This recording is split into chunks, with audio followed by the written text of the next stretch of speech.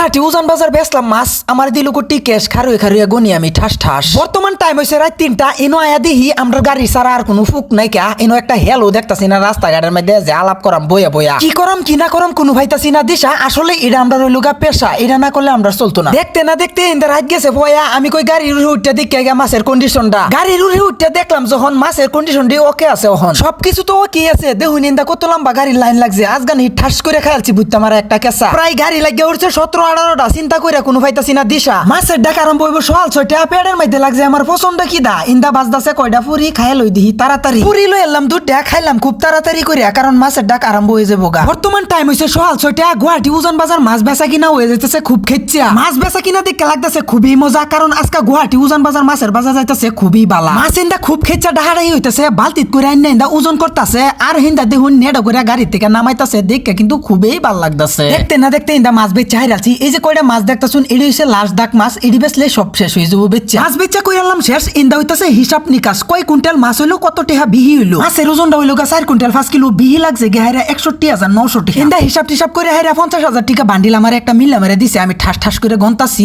আর আমি মজা লইতাছি। আর ইন্দা বাহি টাকাটা অনলাইন দিছে। তে আজকাল লাগে তুই ভালো থাকবেন সুস্থ থাকবেন। এরকম ধরনের ভিডিও দেখবার লাগে আমার পেজটা অবশ্যই ফলো করবেন।